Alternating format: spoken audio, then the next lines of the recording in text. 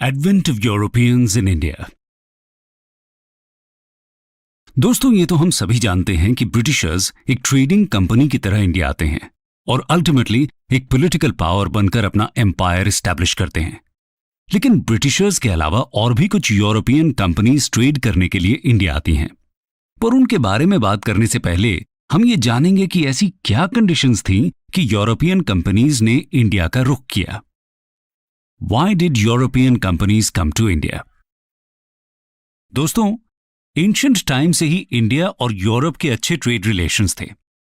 India के cotton, silk, textiles और spices की यूरोप के मार्केट में काफी हाई डिमांड रहती थी। मिडिल एजेस में इस ट्रेड के एशियन पार्ट को अरब मर्चेंट्स और मेडिटेरेनियन और यूरोपियन पार्ट को इटालियंस डील करते थे।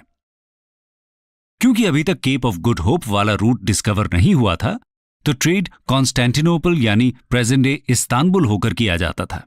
लेकिन जब ऑटोमन टर्क्स एशिया माइनर पर कंट्रोल एस्टैब्लिश करते हैं और 1453 में कॉन्स्टेंटिनोपल को कैप्चर कर लिया जाता है, तब ईस्ट और वेस्ट के बीच के ओल्ड ट्रेड रूट्स भी इनके कंट्रोल में आ जाते हैं। उसके अलावा वेनिस और जेनोवा के मर्चेंट्स कॉन्स्टेंटिनोपल के पास लोकेटेड होने का फायदा उठाकर यूरोप और एशिया के बीच ट्रेड पर अपनी मोनोपोली एस्टैब्लिश कर लेते हैं और वो किसी नए यूरोपियन नेशन स्टेट को इसमें शेयर नहीं देना चाहते थे। नतीजतन वेस्ट यूरोपियन स्टेट्स और मर्चेंट्स नए और सेफ ट्रेड रूट्स को सर्च करते हैं। वो अरब और विनीशियंस की मोनोपोली को तोड़ना, टर्किश हॉस्टिलिटी से बचना और ईस्ट के साथ डायरेक्ट ट्रेड रिलेशंस एस्टैब्लिश करना चाहते थे। इसमें सबसे पहले स्टेप्स लेने वाले थे पोर्चुगल और स्पेन। यहां की गवर्नमेंट्स मर्चेंट्स की सी वॉयजेस को स्पॉन्सर करती हैं। साथ ही साइंटिफिक डिस्कवरीज जैसे कि मैरिनर कंपास और लॉन्ग डिस्टेंस शिप्स का इन्वेंशन भी इसमें हेल्प करता है। इन्हीं एफर्ट्स की वजह से 1492 में स्पेन के क्रिस्टोफर कोलंबस वॉयज पर निकलते हैं, पर वो इंडिया पहुंचने की जगह अमेरिका पहुंच जाते हैं। फाइनली 1498 में पोर्चुगल के वास्को ड गामा यूरोप से इंडिया पहुंचने के लिए एक नए sea route via Cape of Good Hope की डिस्कवरी करते हैं। तो चलिए डिटेल में जानते हैं इनके बारे में।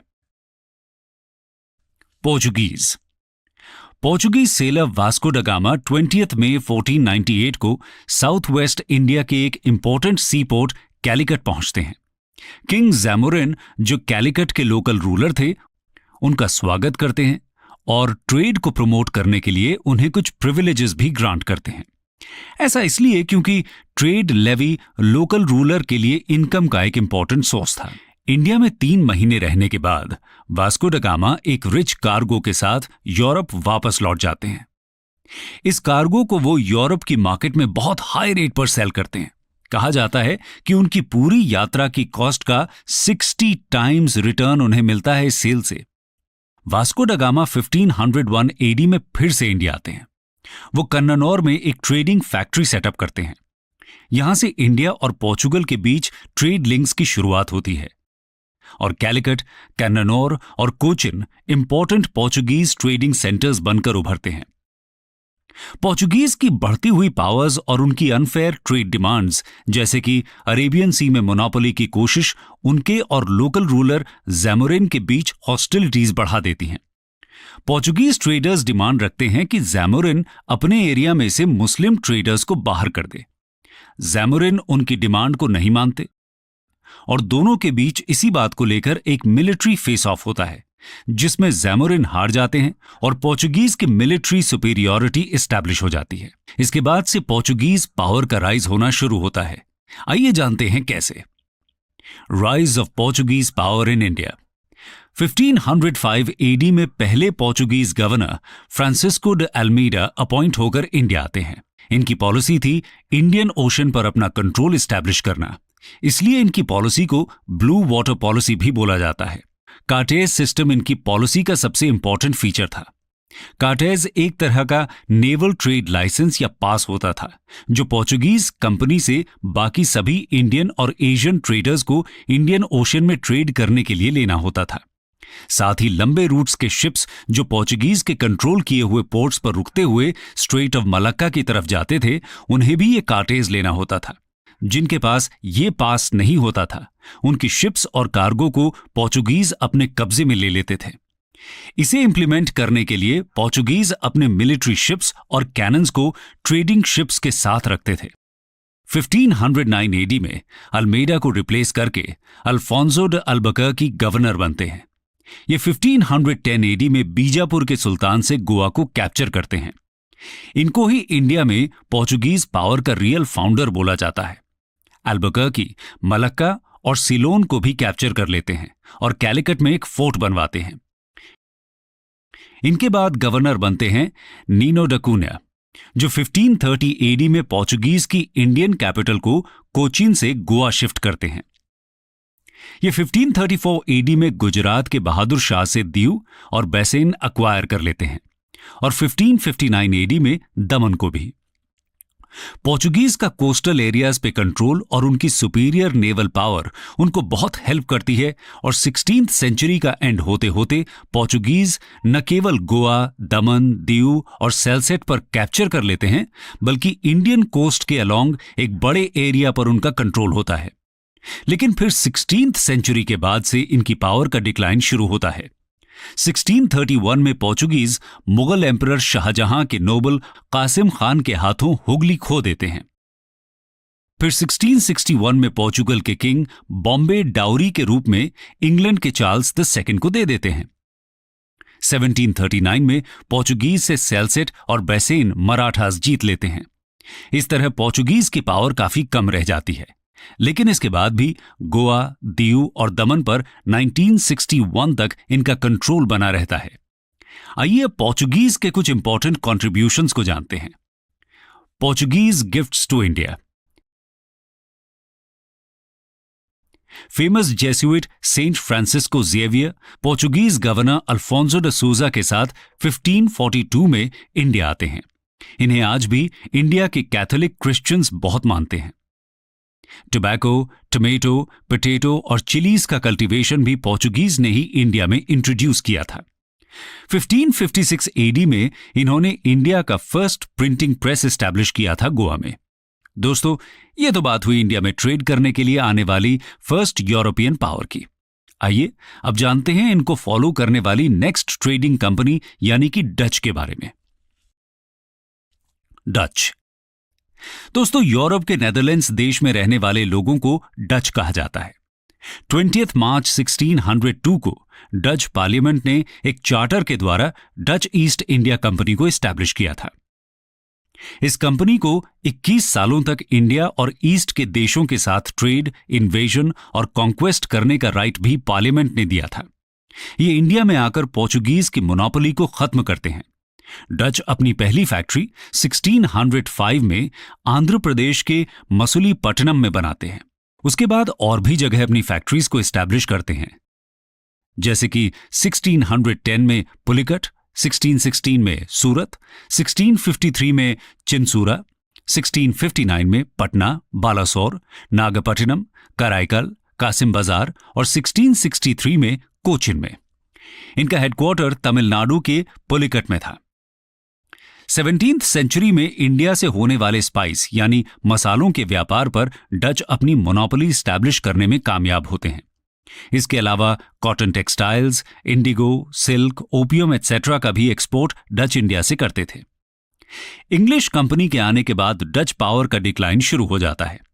1759 में 7 इयर्स वॉर के दौरान इंडिया के ईस्ट कोस्ट पर इंग्लिश और डच कंपनीज के बीच बैटल ऑफ बेदरा होती है, जिसमें डच को हार का सामना करना पड़ता है। इस बैटल को बैटल ऑफ चिंसुरा या बैटल ऑफ हुगली भी कहा जाता है। Finally Dutch east India company को 1798 में लिक्विडेट कर दिया जाता है। दोस्तों, अब बात करते हैं सबसे ज्यादा सफल ट्रेडिंग कंपनी की, यानी कि इंग्लिश ईस्ट इंडिया कंपनी की। Arrival of English east India company. Portuguese और डच ट्रेडर्स की सक्सेस से इंप्रेस होकर इंग्लैंड के मर्चेंट्स के मर्चेंट एडवेंचरर्स नाम के ग्रुप ने 1599 में इंग्लिश ईस्ट इंडिया कंपनी को एस्टैब्लिश किया था। कंपनी का पूरा नाम the governor and company of merchants of trading into the east Indies था। 31 दिसंबर 1600 को इंग्लैंड की क्वीन एलिजाबेथ I 15 सालों के लिए ईस्ट इंडिया कंपनी को ईस्टर्न ट्रेड का चार्टर ग्रांट करती हैं। जिसका मतलब यह था कि इस कंपनी को ईस्ट के साथ ट्रेड करने की मोनोपोली होगी। इंग्लैंड से और कोई भी कंपनी यहां ट्रेड नहीं कर सकेगी। 1608 में कंपनी कैप्टन विलियम हॉकिंस को मुगल एम्परर जहांगीर के दरबार में भेजती है। उनका मकसद जहांगीर से रॉयल फरमान हासिल करना था, जिससे वो सूरत में अपनी ट्रेडिंग फैक्ट्री स्टैब्लिश कर सकें। लेकिन पोर्चुगीज के इंट्रीग्स के चलते हॉकिंस को कोई भी कंसेशन नहीं मिल पाता और उन्हें 1611 में जहांगीर के कोर्ट से वापस जाना पड़ता है। अंग्रेज समझ जाते हैं कि पोर्चुगीज के रहते उनका ट्रेड करना मुश्किल है, इसलिए 1611 में सूरत के पास स्वाली होल में एक नेवल बैटल में पोर्चुगीज को अंग्रेज हरा देते हैं। इससे जहांगीर को भी अंग्रेजों की पावर का यकीन हो जाता है और फिर 1613 में जहांगीर उन्हें इंडिया के वेस्ट कोस्ट पर फैक्ट्री स्टैब्लिश करने की परमिशन भी दे देते हैं। तब अंग्रेज 1613 में सूरत में अपनी पहली फैक्ट्री स्टैब्लिश करते हैं। फिर 1615 में इंग्लैंड के emperor James the first sir Thomas Roe को जहांगीर के कोर्ट में भेजते हैं, कंपनी के लिए और कंसेशन की डिमांड लेकर। रो अपनी बातों से जहांगीर को मना लेते हैं और वो कंपनी को रॉयल चार्टर ग्रांट करते हैं, जिससे कंपनी को मुगल टेरिटरी में कहीं भी व्यापार करने और फैक्ट्री स्टैब्लिश करने की आजादी मिल जाती है। इसके बाद कंपनी इंडिया में अलग अलग जगह फैक्ट्रीज एस्टैब्लिश करती है, जैसे कि मसूलीपट्टनम, आगरा, अहमदाबाद, ओडिशा के बालासोर और हरिहरपुर एटसेट्रा में। 1639 में कंपनी को मद्रास की लीज मिलती है और यहां फोर्ट सेंट जॉर्ज बनाया जाता है और 1668 में कंपनी को चार्ल्स II से बॉम्बे लीज पर मिल जाता है, जो चार्ल्स II को पोर्चुगीज से डाउरी में मिला था, जैसा कि हम पहले देख चुके हैं। 1698-99 में बंगाल के सूबेदार आजिम उस शान की परमिशन से सिर्फ 1200 रुपए देने पर कंपनी को सुतनाती, गोविंदपुर और कालीकता की जमींदारी मिल जाती है। यहां पर ही 1700 में फोर्ट विलियम की स्थापना होती है। इसके बाद 1771 में मुगल एम्परर फारूक सियार फरमान जारी करके कंपनी को और भी ज्यादा राइट्स दे देते हैं, जैसे कि उन्हें सिर्फ 3000 रुपए वार्षिक कर के बदले में बंगाल में ड्यूटी फ्री व्यापार करने का अधिकार मिलता है। कैलकाटा के आसपास की जमीन खरीदने की परमिशन भी दी जाती है। इसके अलावा कंपनी द्वारा बॉम्बे में इशू किए गए कॉइन्स को पूरे मुगल राज्य में चलाने की अनुमति भी मिलती है। इसलिए इस फरमान को कंपनी का मैग्ना कार्टा भी कहते हैं। इसके बाद कंपनी की पावर बढ़ती ही जाती है और फाइनली पहली बार बंगाल में कंपनी अपने एम्पायर की शुरुआत करती है, जिसके बारे में हम अपनी नेक्स्ट वीडियो में डिटेल से डिस्कस करेंगे। अब चलते हैं अगली यूरोपियन कंपनी की तरफ। डेन्स। डेनमार्क की ईस्ट इंडिया कंपनी की स्थापना 1616 में हुई थी।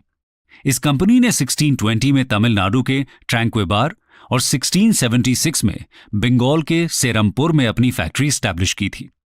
सेरमपुर इनका इंपॉर्टेंट सेंटर और हेडक्वार्टर था, लेकिन ये खुद को इंडिया में ज्यादा स्ट्रांग नहीं बना पाए और 1845 में अपनी सभी सेटलमेंट्स ब्रिटिश कंपनी को बेचकर यहां से चले गए।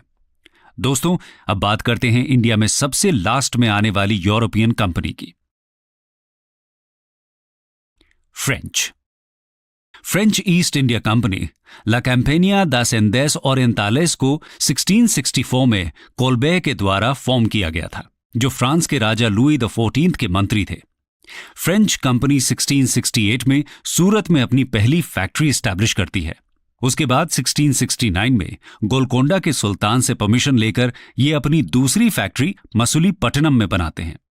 1673 में कंपनी के डायरेक्टर फ्रांसिस मार्टिन ने बालिकोंडापुर के सूबेदार शेर खान लोदी से पुट्टुचेरी नाम का एक गांव प्राप्त किया, जो बाद में पौंडीचेरी के नाम से फेमस हुआ।